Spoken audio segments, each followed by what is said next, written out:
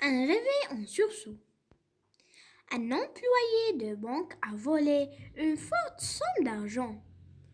Il pense qu'un de ses collègues, Christian Franval, a découvert son délit. Il décide donc de le supprimer. Elle attend au pied de l'immeuble où il habite. En face, non loin de là, un jeune garçon, Daniel, s'est endormi. Il doit rester dans l'obscurité afin de protéger ses yeux de la lumière. L'homme regarde à nouveau sa montre. 1 heure du matin. Il avait froid malgré le chauffage de la voiture. Franval n'était pas encore rentré. Il avait passé toute la journée à vérifier les ordinateurs dans les différentes succursales de la banque. L'homme attendait là depuis 7 heures du soir, l'heure à laquelle Franval aurait dû rentrer.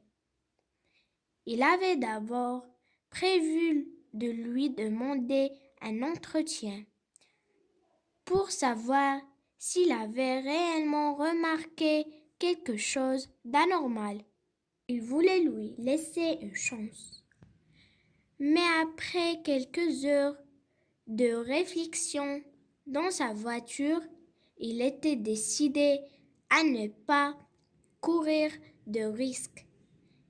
Il espérait seulement que Franval n'était pas déjà en train de tout raconter au grand patron. Brusquement, il se souvint que Franval devait aller au théâtre ce soir-là, voir une nouvelle pièce. Un de ses amis lui avait procuré une invitation pour la première. L'homme se racla la gorge. Il aurait pu y penser plus tôt. Cela lui aurait évité d'attendre pour rien. Quoique Franval aurait pu changer d'avis et rentrer directement chez lui après son travail. Christian Franval se gara sous le métro aérien. Il avait la flamme de rentrer sa voiture au parking. Il était ravi de sa soirée. La pièce qu'il avait vue était excellente. Et la comédienne qui jouait le rôle principal était parfaite. Il lui semblait la connaître. Peut-être l'avait-il vue dans un film? Il avait ensuite dîné dans un bon restaurant avec des amis qui avaient adoré la pièce eux aussi. Et il avait presque oublié ses soucis. Ils lui revinrent en force. Il voulut les chasser en pensant à la jolie comédienne qui jouait le rôle d'Emma. Un léger bruit de pas se fit entendre derrière lui, alors qu'il verrouillait sa voiture. À la lecture du texte, on va passer aux compréhensions du texte. Alors, première question. De quoi parle ce texte principalement?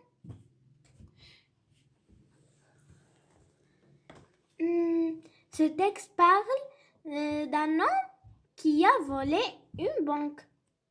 Deuxième question. Selon l'homme qui a pu découvrir son méfait, coche la bonne réponse. Le directeur de la banque? Non. Un inspecteur? Non. Son collègue Franval? Oui, on va faire une croix. Troisième question. À quel moment de la journée l'homme attend Franval? Justifie ta réponse. On passe à la réponse. L'homme attend Franval à 7 heures du soir, car Franval rentra chez lui à cette heure-là. Et maintenant, la quatrième question. Pourquoi Franval n'est pas rentré à la maison à 7 heures du soir? Coche la bonne réponse. Il n'a pas fini son travail? Il est parti au théâtre? Il a voyagé. Il est parti au théâtre est la bonne réponse. 5e question.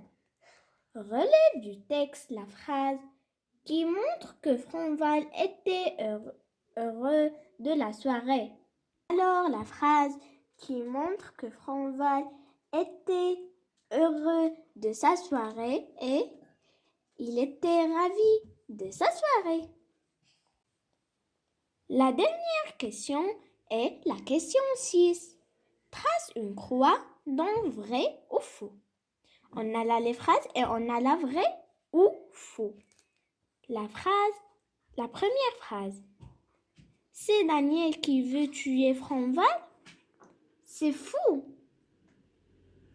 Alors, qui veut tuer Franval? C'est l'homme qui a volé une grande somme d'argent. La deuxième phrase. Franval a vérifié tous les ordinateurs de la banque? Vrai, c'est oui. Il a vérifié tous les ordinateurs de la banque. Troisième phrase. L'homme a déjà parlé avec Franval? Non, c'est fou. Il n'a pas parlé avec Franval. Quatrième question. Franval est allé au cinéma? Non, Franval n'a pas allé au cinéma. Il a allé au théâtre. Et la dernière phrase. La comédienne joue le rôle principal d'Emma? Oui, c'est vrai, il joue le rôle principal d'Emma.